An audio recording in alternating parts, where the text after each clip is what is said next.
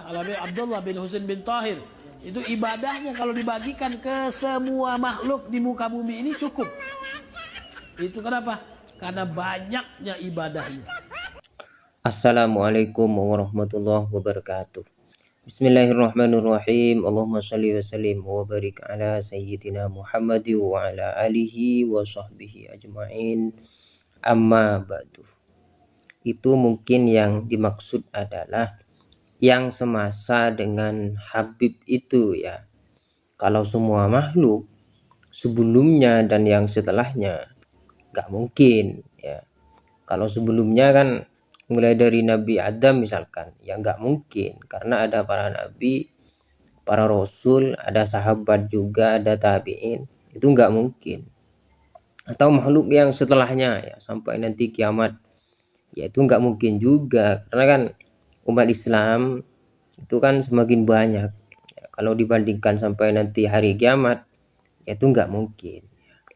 Mungkin itu maksudnya adalah yang semasa dengan Habib tadi itu ya. Kalau dibandingkan dengan makhluk yang semasa dengan Habib tadi, ibadah Habib itu, Habib siapa tadi itu saya lupa, itu sama lah kira-kira begitu ya, saking banyaknya ibadahnya.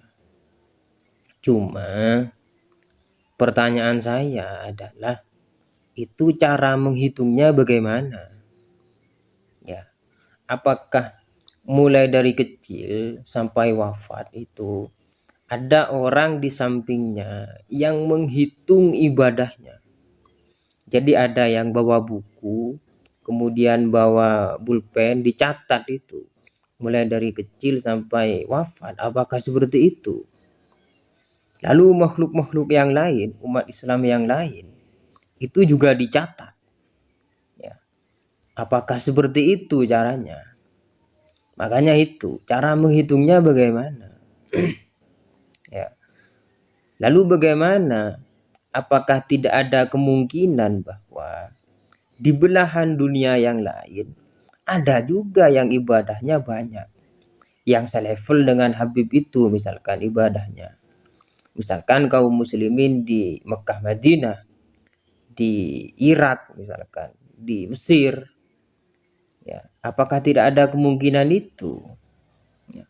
Makanya itu cara menghitungnya bagaimana, kemudian cara menghitungnya umat Islam yang ada di belahan dunia yang lain itu bagaimana ya, sehingga kemudian dikatakan bahwa saking banyak ibadahnya itu kalau dibandingkan dengan umat Islam ya itu masih ya, cukup lah ya.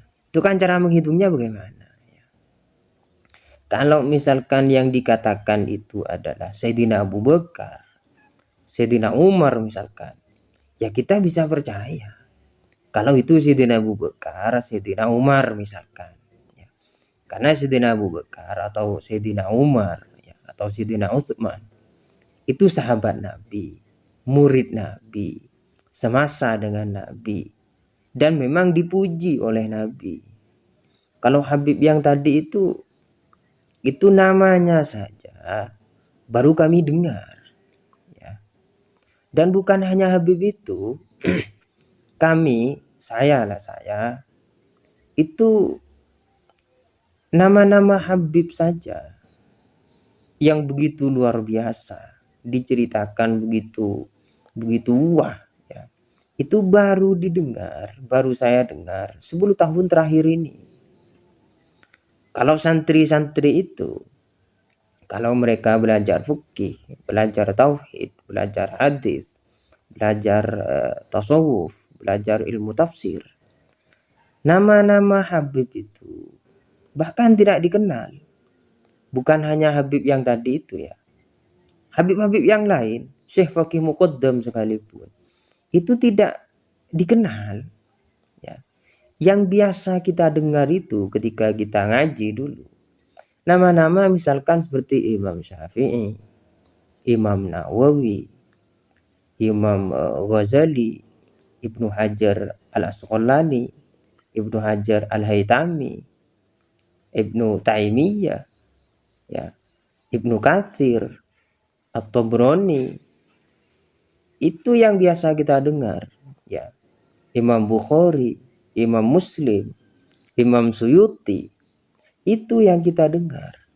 Dan setelah keluar dari pesantren, kok kemudian ada nama-nama Habib yang begitu luar biasa, yang sebelumnya tidak pernah kita dengar. Ya, ada Habib bisa begini, punya kelebihan begini. Ada Habib yang bisa menurunkan hujan susu, ada Habib yang bisa menurunkan rantai emas, ada yang bisa mi'raj dengan kambingnya. Bahkan nama-nama itu baru kita dengar, ya. Jarang lah, ya, ada Habib itu yang kita dengar waktu kita itu belajar ilmu agama. Paling yang kita dengar itu adalah Habib Abdullah Al-Haddad, karena beliau memang ulama, karangan kitabnya banyak, ya, dibaca di pesantren. Salah satu yang saya punya kitabnya itu adalah Risalatul Mu'awanah, ya. Atau misalkan Bughyatul Mustarsyidin itu, ya, Syekh Abdurrahman Al-Masyhur, ya, kalau nggak salah itu namanya. Hanya itu saja. Dan yang biasa kita dengar para ulama itu tidak ada di kalangan Habib. Kok kemudian ada Habib bisa begini, punya kelebihan ini. Seolah-olah ulama-ulama yang kita dengar itu namanya sebelum-sebelumnya itu kok kalah semua. Yang punya karangan kitab sampai ratusan itu kok kalah semua kayaknya. Seperti Imam As-Suyuti, misalkan Imam An-Nawawi, Fakhruddin Ar-Razi misalkan. Itu kok kalah semua kayaknya. Padahal mereka lah yang menjadi rujukan kami ketika ngaji di pesantren. Kita ngaji fikih mazhab Syafi'i. Ulama-ulama Syafi'i yang kita dengar. Ya. Kita ngaji tauhid misalkan itu mazhabnya Abu Hasan Al-Asy'ari. Ya. Belajar hadis kita belajar Sahih Bukhari. Tafsir kita Ibnu Katsir atau tafsir Jalalain, ya. Jalaluddin Al-Mahalli dan Jalaluddin As-Suyuti. Ya, nama-nama Habib itu tidak kita dengar. Lalu setelah saya keluar pesantren, wah, ada Habib begini, ada Habib begini. Lah kemana mereka sebelumnya? Ya, sampai yang tadi itu ibadah Habib ini dibandingkan semua makhluk, ya, itu masih cukup. Saking banyaknya ibadahnya. Siapa Habib ini? Ya, tidak pernah kami dengar begitu, ya. Selain yaitu tadi, cara menghitungnya bagaimana? Bong Habibnya saja itu. Kenapa kita tanya itu? Karena Habib ini tidak terkenal. Ya kalau Abu Bakar, Umar misalkan dikatakan seperti itu, ya kita percaya. Karena itu Sayyidina Abu Bakar, Sayyidina Umar. Kita percaya. Ya, jadi kalau Habib itu siapa? Ya, bukan kami tidak percaya atau kami mendiskreditkan, tidak. Tidak, tapi tolong perkenalkan kepada kami siapa Habib ini. Ya, karyanya apa? Keilmuannya bagaimana? Termasuk dengan yang tadi itu, cara penghitungannya bagaimana? Ya, kira-kira begitulah. Pusing juga, ya. Dengar Habib ini. Wah, hebat-hebat sekali mereka itu. Ya, wallahu a'lam. Semoga bermanfaat, semoga dipahami. Wallahu a'lam. Assalamualaikum warahmatullahi wabarakatuh.